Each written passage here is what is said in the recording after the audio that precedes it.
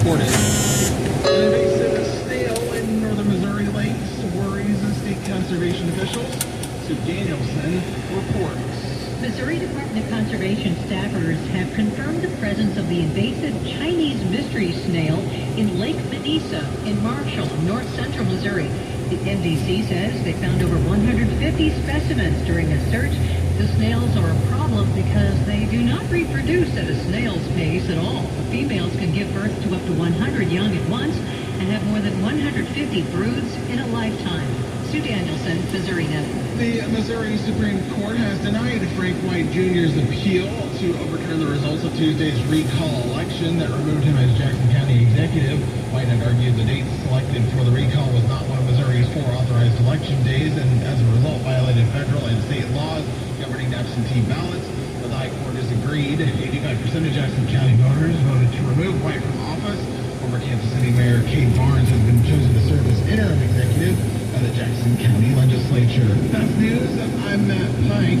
You can find these stories and even more by visiting our website at stjosephpost.com.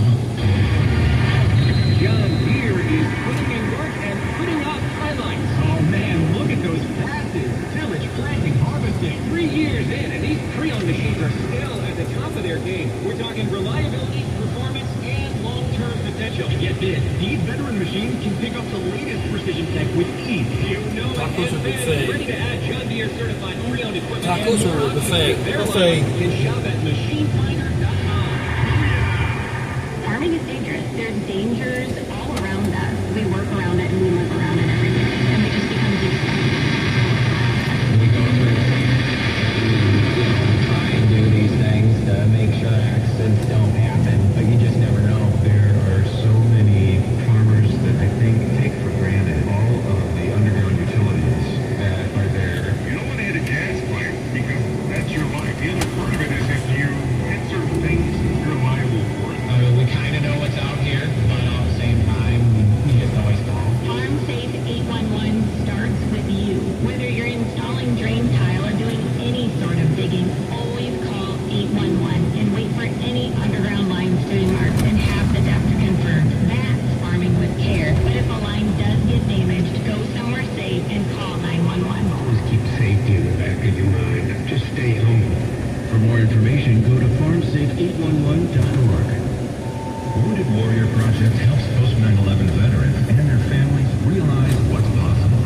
With support and resources that bring warriors together and empower them to become stronger, both inside and out. It's possible to begin healing, to get the help you need. To find peace. And as each warrior's needs evolve, so do we. Because these last 20 years are just the beginning. Learn more at woundedwarriorproject.org/possible. Late afternoons continue on 680 KFEQ and 95.3 FM St. Joe. Now here's your Ag News. With Ag News, I'm Nathan Stabley. The White House Office of Management and Budget requires the USDA to maintain a plan for agency operations in the absence of appropriations. The plan shows a total of 85,900 USDA employees on board before the government shutdown took place on Wednesday morning. According to the plan, a total of just over 42,000 agency employees were placed on furlough.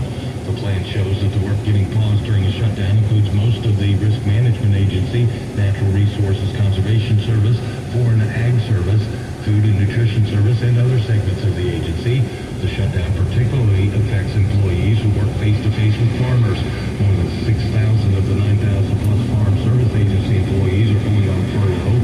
By comparison, just 533 of the 7,600-plus people working at the Food Safety and Inspection Service, which regulates meat and poultry processing, are to be furloughed. Pesticide registration work at the EPA will continue. The U.S. agriculture industry continues to lose sales from trade severances with China and other partner nations, prompting Ag Secretary Brooke Rollins to say the farming economy is, quote, not in a good place. During an interview, she said the administration is working around the clock. Rollins also said a golden age was around the corner for farmers and they'd have an announcement on farmer support likely next week. Not everyone agrees with the golden age comment. Iowa Senator Chuck Grassley slammed the administration's decision to support the Argentine government financially while China purchases an increasing number of soybeans from the South American nation. In a post, the senator said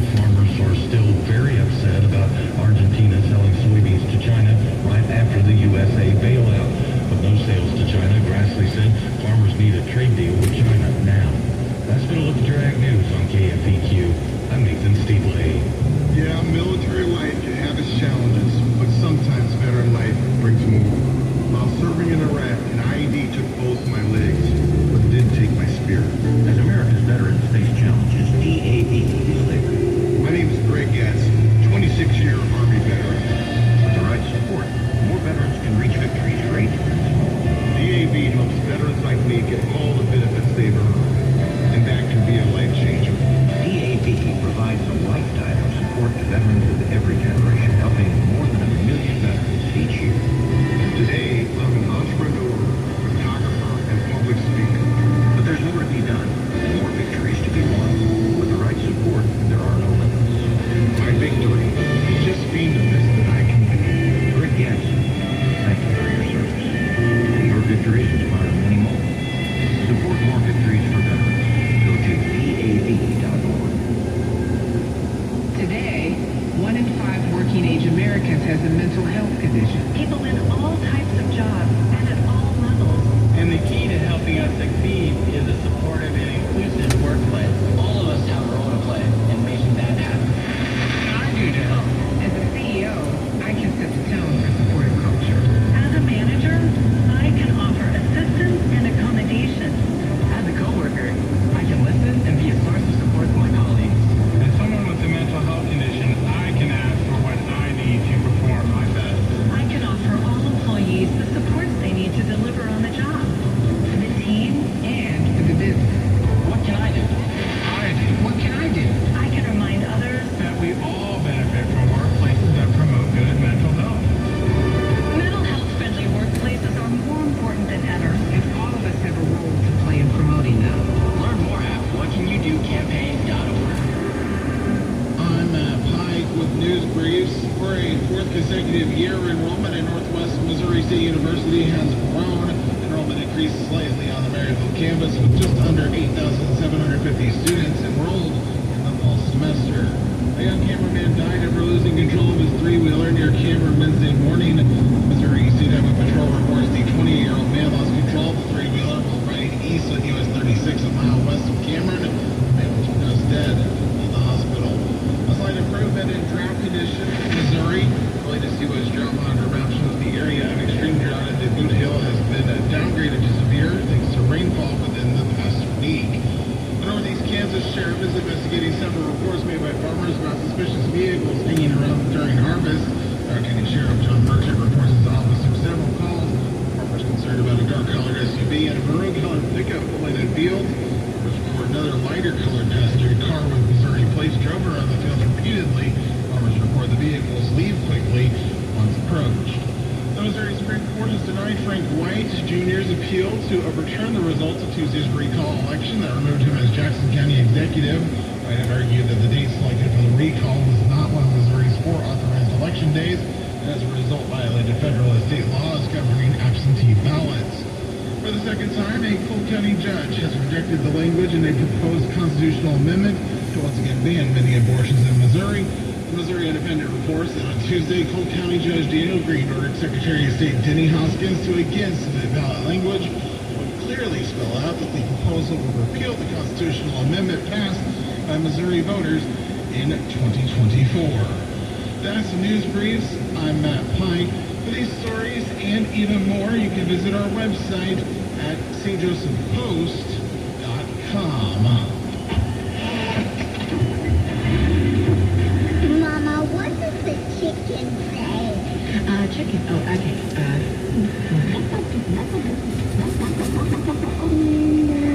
What? Oh, What about the tiny dog?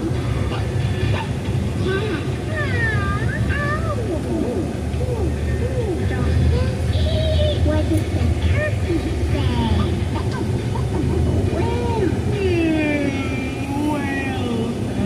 Do the giraffe. Giraffe, really? Okay. Giraffe. Just make sure you can handle the big stuff, like making sure your kids are buckled correctly in the right seat for their age and size. Get it right. Visit NHTSA.gov/the right at sea. Brought to you by the National Highway Traffic Safety Administration and the Ad Council. Imani wouldn't be here if it wasn't for St. Jude, and I can't imagine a better place to be. You know, it's a cliche thing to say, but I feel like my faith in humanity has been restored. The second we arrived here, we had food, housing, transportation, treatment, you name it, it was taken care of by St. Jude Children's Research Hospital. There was not a single other care in the world except for Imani, because St. Jude made that happen. The best way I can really describe it is, this is heaven on earth. To the people who donate to St. Jude, you know, I just want them to know that I don't think anyone in this world or anything in this world has given me a greater gift. We came as two desperate parents, and they saved our daughter's life. Finding cures, saving children. Learn more at stjude.org.